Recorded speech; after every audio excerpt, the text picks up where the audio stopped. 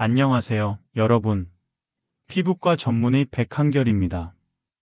여러분도 혹시 얼굴이나 손 등 목에 검은 점 같은 게 점점 커지고 거칠어지거나 울퉁불퉁해진 거 보신 적 있으시죠? 이게 뭘까? 검은 사마귀인가? 점인가? 이거 생기면 안 좋다던데? 하며 놀라신 적도 아마 있으실 겁니다. 이것이 바로 오늘 전해드릴 주제인 검버섯에 대한 이야기입니다. 어르신들 사이에서는 죽음꽃이라는 무서운 별명으로도 불리고 있죠. 검버섯이 하나 둘 피어나면 여러 가지로 걱정도 되고 또 이제 정말 내가 늙었다는 증거를 보는 것 같아서 기분이 좋지 않으셨던 경험도 있으실 거예요. 그런데 이제 더는 걱정하지 마세요. 오늘 제가 이 검버섯의 원인과 치료법에 대해 하나하나 아주 쉽게 설명드리겠습니다.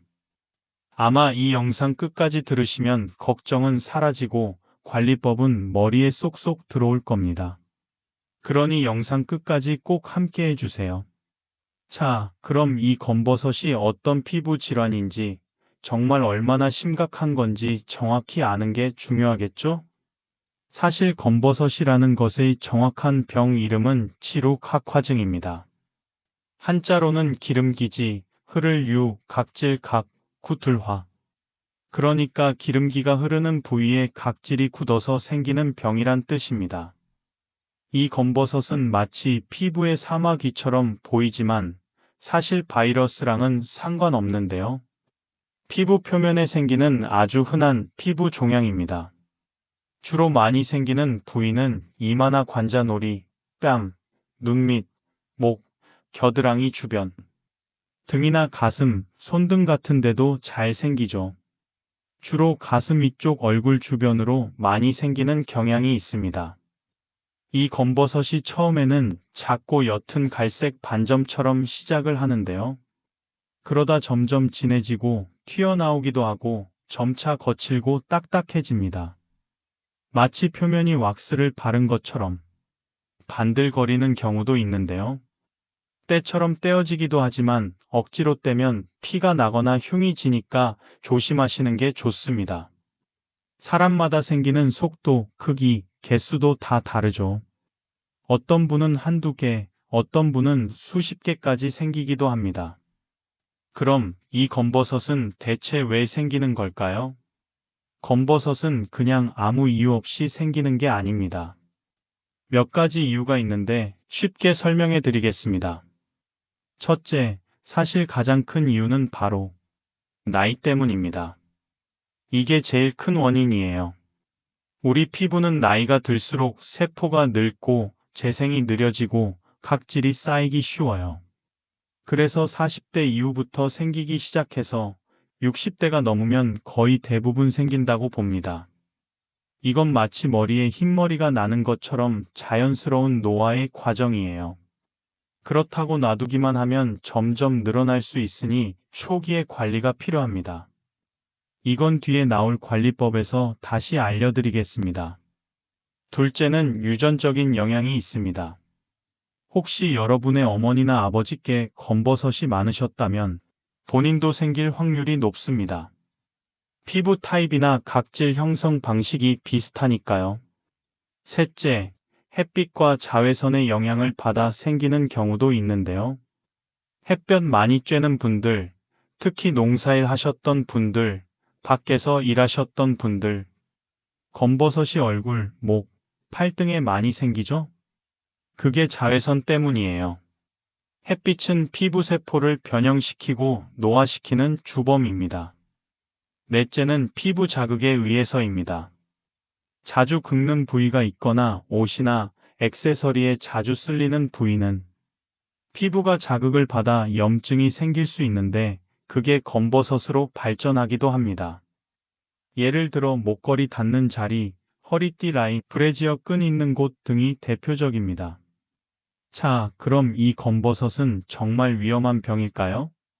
아니면 자연스러운 노화의 결과라고 생각하고 그냥 놔둬도 되는 걸까요? 어르신들 중에 이런 말씀하시는 분이 계세요. 가끔 진료를 보러 오시는 분들 중에도 그런 분들이 계시는데요. 저 검은 거 생기고 나서 기운이 없어졌어. 이거 나니까 병이 더 생기더라. 죽음꽃이라더라. 그런데 이건 잘못된 오해입니다. 검버섯은 생명에 전혀 지장 없는 양성 종양, 즉 피부에 생기는 작은 혹일 뿐입니다. 다만 드물게 피부암과 비슷하게 생긴 경우가 있어요. 그래서 병원에서 진찰은 꼭 받아보시길 권해드립니다. 색깔이 너무 불규칙하게 진하거나 갑자기 빨리 커지거나 진물이 나거나 피가 나거나 딱딱하고 만졌을 때 통증이 있다면 이런 경우엔 피부암 감별을 위해 조직 검사가 필요합니다. 방치하지 마시고 가까운 병원에 꼭 방문해 보시기 바랍니다. 자, 그럼 이 검버섯은 어떻게 치료할 수 있을까요? 검버섯은요, 당연히 병원에 오시면 가장 빠르고 간단하게 치료할 수 있습니다.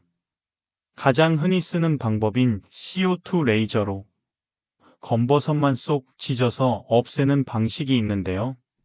흉터도 거의 안 남고 국소만 취하면 아프지도 않습니다. 그리고 냉동 치료를 하는 방법도 있습니다. 액화질소를 이용해서 얼리는 방법인데요. 병변을 얼렸다가 떨어지게 하는 방식입니다. 이 냉동 치료의 단점은 치료 후 물집이 생기거나 붉게 변할 수도 있습니다. 다음으로 전기 소작술이 있는데요. 이건 전기로 태우는 방식을 말하는데 조금 아프고 흉터가 날 수도 있어서 요즘은 잘 안 씁니다. 치료하고 나면 일시적으로 딱지가 생기고 한두 주 정도 지나면 자연스럽게 회복이 되는데요. 단, 제거해도 새로 생길 수 있으니 꾸준한 예방과 관리가 더 중요하다는 것도 꼭 기억하시기 바랍니다. 자, 그럼 이제 마지막으로 일상 속에서 검버섯을 예방할 수 있는 간단한 꿀팁들에 대해 말씀드리겠습니다. 앞에서도 말씀드렸지만 가장 중요한 건 예방이겠죠? 오늘부터 여러분의 일상에서 실천하실 수 있는 꿀팁 알려드리니 꼭 기억하셨다가 실천해 보시기 바라겠습니다. 첫 번째, 자외선 차단은 무조건입니다. 외출 전에는 꼭 선크림을 바르세요. 이건 남녀노소 누구나 해당되는 얘기입니다. 남자분들도 나이 들고 이제 와서 귀찮다고 생각하지 마시고 꼭 바르셔야 해요. 얼굴, 목, 손등 위주로 꼼꼼하게 발라주세요. 이게 당연한 얘기 같아도 정말 중요한 겁니다.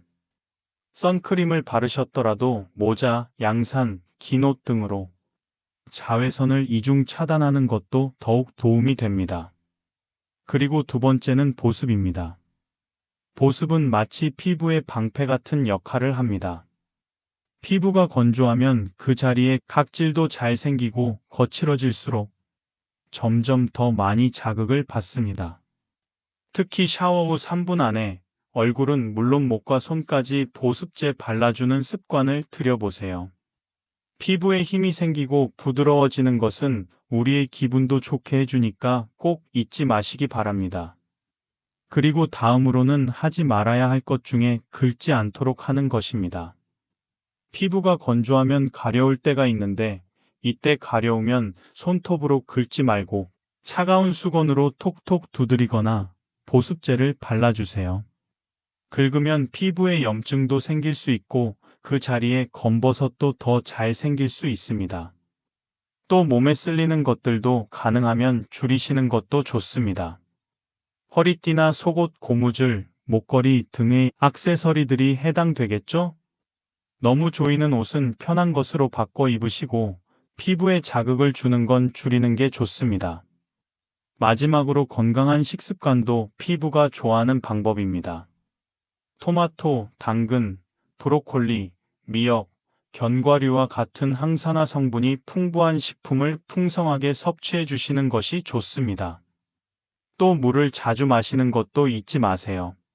하루에 6에서 8잔은 기본입니다. 간혹 저에게 검버섯으로 진료를 보러 오시는 어르신들 중에 이런 질문을 하시는 분들이 계시는데요. 여러분도 궁금하실 것 같아서 말씀드려 보겠습니다. 가장 먼저 검버섯을 민간요법으로 떼어내도 되나요? 하는 질문을 많이들 하시는데요. 제가 드리는 답은 절대로 안 된다는 것입니다. 식초, 마늘, 바늘로 찌르기 등 다양한 민간요법이 있는데 이건 다 피부를 해치는 방법입니다. 화상이나 흉터, 감염의 위험 등으로 이어질 수 있기 때문에 확실하지 않은 민간요법을 찾지 마시고 꼭 병원을 찾으셔서 안전하게 제거하시기 바랍니다.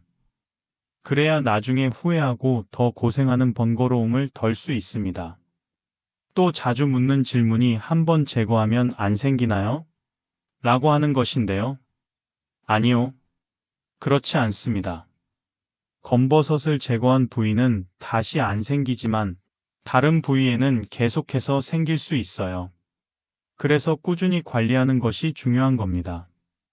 그럼 사마귀랑 검버섯이 뭐가 달라요? 하고 물으시는 분들도 있어요. 간단히 말해 사마귀는 바이러스 때문에 생기는 거고 검버섯은 노화와 자외선 때문에 생기는 거라고 말할 수 있습니다. 생김새가 비슷해 보여도 전혀 다른 병입니다.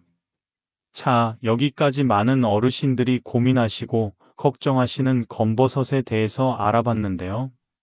어떠세요? 오늘 영상 보시니까 검버섯이 더 이상 무섭지 않으시죠? 또 이미 늦었다고 포기하거나 방치할 것도 아니라는 것도 아셨을 겁니다. 이 검버섯은 그 공포스러운 별명처럼 죽음꽃이 아니라 사실은 시간이 우리에게 남기는 세월의 흔적일 뿐입니다. 그렇다고 방치할 필요는 없죠. 오늘 영상을 통해 꼭 기억하셔야 하는 3가지를 말씀드리면 첫째, 검버섯의 예방은 자외선 차단과 보습이 중요하다. 둘째, 혹시 검버섯이 생겼다면 병원에서 간단한 치료로 해결할 수 있다. 셋째, 무리한 민간요법은 후유증이 있을 수 있기 때문에 절대 금물이다. 라고 할 수 있겠습니다. 여러분의 피부가 100세 그 이후까지도 건강하게 나이 들 수 있도록 앞으로도 제가 자주 좋은 정보 전해드리겠습니다. 여러분과 자주 만날 수 있도록 좋아요와 구독, 알림 설정도 잊지 마세요. 100세까지 행복하게 살려면 가장 먼저 건강하고 튼튼해야 합니다. 결코 늦은 것도 아니고 절대 불가능한 일은 없습니다. 뭐든지 할 수 있다는 긍정적인 마음가짐과 그 마음으로 오늘 일상에서 작은 실천을 한 가지씩 해간다면 누구라도 건강하고 행복한 100세를 맞이할 수 있습니다. 앞으로도 여러분의 건강을 늘 기원하고 응원하겠습니다. 감사합니다.